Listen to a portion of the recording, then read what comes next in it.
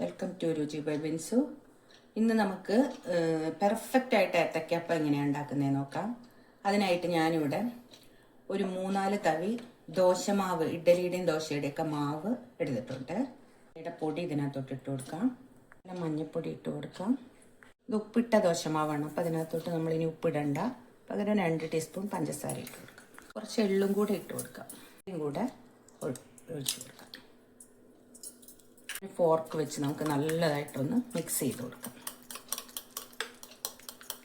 Pan വെച്ച് നമ്മളത് വെളിച്ചെണ്ണ ഒഴിച്ചു കൊടുക്കാം.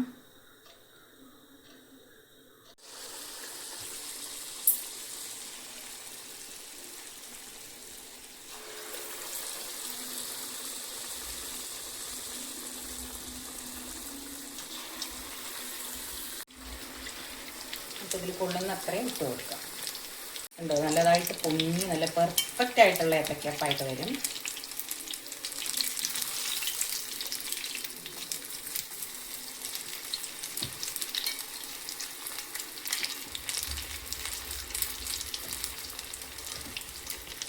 ഇത് നമുക്ക് എടുക്കാം.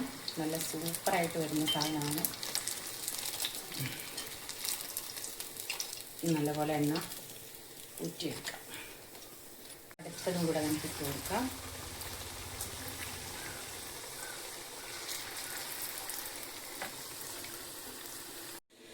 അപ്പോൾ നമ്മുടെ പെർഫെക്റ്റ് ആയിട്ടുള്ള ഏത്തക്കപ്പം ഉണ്ടാക്കി റെഡി ആയിട്ടിരിക്കുകയാണ്. എല്ലാവരും ട്രൈ ചെയ്ത് നോക്കുക, ഫീഡ്ബാക്ക് അറിയിക്കുക. സബ്സ്ക്രൈബ് ചെയ്ത് തന്നെ കാണുക. ഒരു ലൈക്കും ഷെയറും ഒക്കെ ആവാം കേട്ടോ. താങ്ക്